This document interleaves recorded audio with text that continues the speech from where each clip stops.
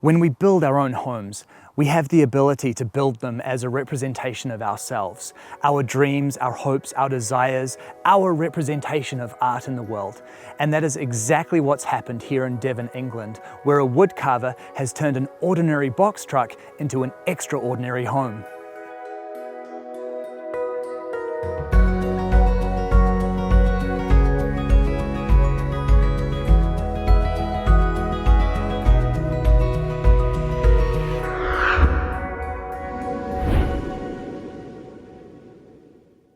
G'day Glen, how's it going, mate? Very well, thank you. Lovely to meet you, Bryce. Lovely to meet you, and I am so excited to visit your home.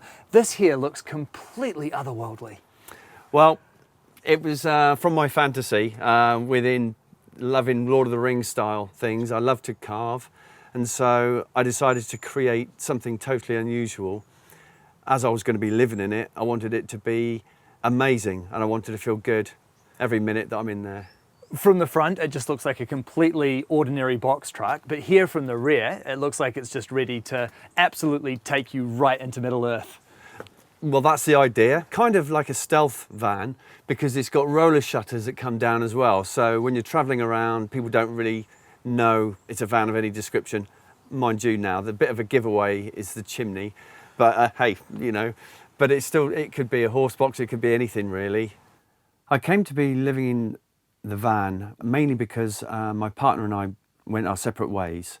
We're still friends, we still got on really well, and it was very amicable. And I had to make a decision, and that decision was, do I buy another house? Do I rent somewhere? I want to see my kids, I want to see my family still. However, in my heart of hearts, I knew if I'd bought another place, a flat or whatever, I know I would have regretted it, because I would always have in the back of my mind, I wish I'd done that now. I wish I'd made the van now. And so that helped me make that decision to live in a van and to build it to how I wanted it. And so I put my heart and soul into that area straight away. So tell me about the land that you're parked up on now. This is part of a massive plantation from approximately 35 years ago. And it's been divided up into segments of various sizes, and people buy up segments just to maintain their own piece of land, their own piece of woodland. As you know, building is everywhere at the moment, and lots of greenbelt lands being ripped apart for more concrete. And so you're helping to maintain a nice piece of nature and safe in the knowledge that no one's going to build on it, really. So you've got 4 acres of land here, and then this truck allows you to live here as custodian. Well, that's right, yeah. I've got the best of both worlds. I can take my van Radagast anywhere I want to, but at the same time, I can park it here, do a bit of wood carving, and live the dream, really. So for those of us who aren't super familiar with the Hobbit, who is Radagast? Radagast is one of the wizards. He's Radagast the Brown, the woodland wizard. If you remember from The Hobbit, you will see Sylvester McCoy was the actor who was going around the forest being dragged by a load of hares and rabbits on his sledge. I absolutely love that you named your truck Radagast. It's just so fitting. Now, in a past life, you were a policeman, but now you do these really beautiful wood carvings, don't you? That's right, yes. I did 17 years in the police, and I was in the Navy before that. I've always been an artist though. Airbrushing, wood carving came later. I've been doing that for about 10 years. I work with all sorts of materials, so I've always been a creator at heart. And so all of this exquisite carving work is yours? That's right. Wow. And that door, that is an absolute masterpiece. Thank you very much. How did you actually go about creating that? You work with ply, so you're making ply look pretty awesome. This is plywood. Yeah. I would never have guessed that something so beautiful could be made from plywood. And that's not even the best plywood, but you're creating similar to knotwork, if you like, but you can use it to your own advantage and create the flow of the actual pattern. Yeah, wonderful. So what size is the truck? It's 3.5 Luton. It's an extra long wheelbase, 6 metres long, 2.5 metres wide, and it's extra high top. I was debating whether to get a 7.5 tonne horse box Sometimes I wish I had, but for accessibility reasons, this was the best bet for me so far. I may upgrade later. If you ever do that, by the way, I'm buying this truck. Okay. Well, already the exterior of this home is just absolutely enchanting, and I am so excited to see what's inside. Can we take a look? Come on through, come and have a look. Thank you. Did you notice the authentic creak I've got on the door? No sound effects there at all. No. This is just absolutely incredible. Thank you very much. This is, without a doubt, just like stepping into an incredible piece of art. That was how I wanted to envisage my place where I was going to live. And so I surrounded myself with my own artwork with regard to the carving, etc., but also paintings on the wall from friends of mine who are amazing artists. And obviously there's so much of your own style that has been poured into this build. Things like the cupboards that you've got here are just really beautiful. Thank you. Again, those were created by using ply. I don't know why I did that effect. It was just something that occurred. I wanted to make it unusual. And then I realised, oh, hang on a minute, you're going to see all my rubbish inside there. So I added some green acetate behind there to make it look like glass. We've got on the ledges around the kitchen edge there, that's Douglas fir. I loved it because it's a beautiful coloration on the bark side of things. And when you add Danish oil to it, it really enhances the natural colour of the wood. Yeah. And then in amongst all of the beautiful woodwork, you've got all the practical elements as well. I see you've got the stove and sink and good sized fridge. Yeah, good sized fridge, very important. And I've got a 2-burner cooker there. And then I've just got an old copper sink that I bought off eBay and my utensils around. A small cupboard space just for me, but I've got a food cupboard here. I've got drawers there for clothing.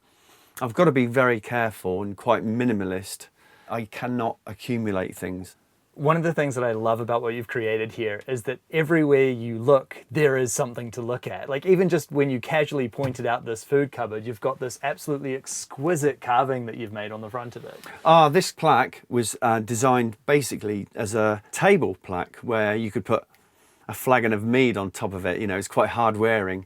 And so I designed a few Viking Saxon style pieces.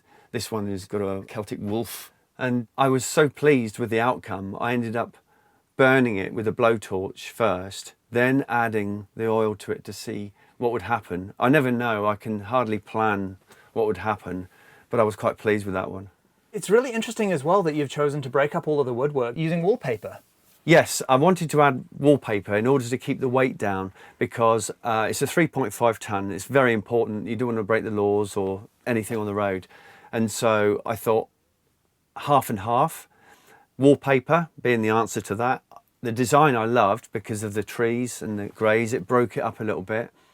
And that's why I've got colour changing lights around the edges too, so that you can fit whatever mood you're feeling at that time. And also that piece at the end there is vinyl. Right. And it looks like it's various pieces of wood that's been slotted together, but I was just being lazy.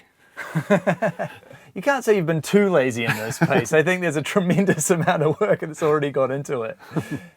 The light fitting up here, look at that. Oh, yes. I've been collecting antlers wherever I go, various festivals, etc. Antlers are fantastic, and I usually add antlers to furniture or thrones or things like that, and they're quite powerful. And then obviously here in the UK, the temperatures are known to shift a bit, so you've got the wood-burning stove. Wood-burning stove was possibly one of the most important aspects of this van. And when your feet are wet and your socks are wet and you come in that feeling of, I just got to dry out, having that log burner on, it really does change your mood as well. And speaking about the cold, and I know we've already touched on some of the sort of English weather conditions here, but what have you done for insulation? I used polystyrene wrapped in silver bubble wrap, and then I encased that with 3mm ply on top of that, which I then wallpapered on top. And then over here we've got your couch. My couch. I designed this through copying someone on YouTube. But I love the design that you could actually pull the bed out and have guests stay. And also it was perfect for having storage underneath for all the electrics. So you got the batteries under there and all the switch work. And so that was perfect. I even keep some other bits and pieces under the couch as well. And that would be the longer table. So I can put another leg into the floor and have a longer table. So if guests are eating, I can sit one side, they can sit the other. This area here, I've created to hang some bits and pieces beneath. And so you have these pull-out hangers. And the idea behind those was just so I could tuck them away, just to give me a little bit of extra room. And I bought this. Did you notice this lovely creak as well? This chair is just for an extra person to sit into the corner there so we can all socialise. So you can get 6 people to sit here comfortably. But when other people bring chairs in, you know, you can add a few more. And there's been up to 14 people here. And then above us here, we've got your bed. And doesn't that just look like such a comfortable space up there? Well, I thought over the Luton part of the van, there's enough space there to create a large bed. I've never owned a king-size bed, and I thought, I wonder if I can have a king-size bed all on my own. So I did, and it fitted. And the idea behind this one, I was going to have it on a hoist and lift it up so we'd have headroom underneath. And so I was going to have a winch here that you'd pull it up and the bed would raise, and it's hinged at the back there. But I decided it was so heavy, I went completely against that idea.